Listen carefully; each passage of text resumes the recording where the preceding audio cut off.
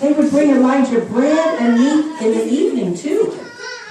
And Elijah nourished himself and had lots of food to eat.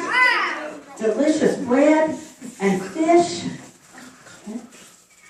While he stayed by the brook and drank water from it.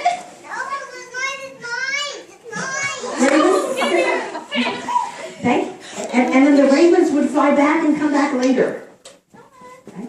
And Elijah stayed there and lived for a long time until the brook dried up. And when after the brook dried up, the Lord told Elijah to go to a town. And when he would go to a town, he was going to find, you lost your bread. Elijah ate it. Elijah ate your bread. We'll get some more. We'll get some more in the classroom. Anyway, Elijah went to the town, and God told him to go find a widow woman there. Elijah walked toward the town. Elijah walked around the town, and he came upon the widow woman, and she was gathering sticks to make a fire. He called to her and said, "Fetch me, I pray, a little water in a cup that I can drink." And she started to get some water. And then he hollers, "Wait, bring me, I pray thee, a little bit of bread." And the widow said to Elijah, "I don't have any. I only have enough bread and meal in this little barrel and little oil, and I was just gathering a few sticks to make a fire. I'm going to prepare the food for my son and myself, and I'm going to die of starvation because there's not any food for us to eat."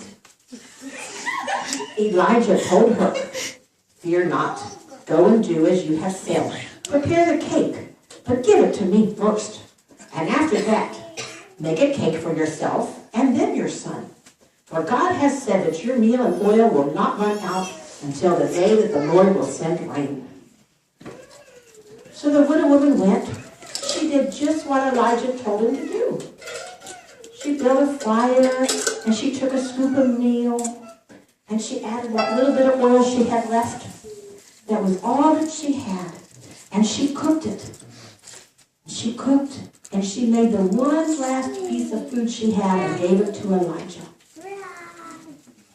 And then guess what happened? She looked into her barrel. And there was more meal. And there was more oil. And she made another one for her son.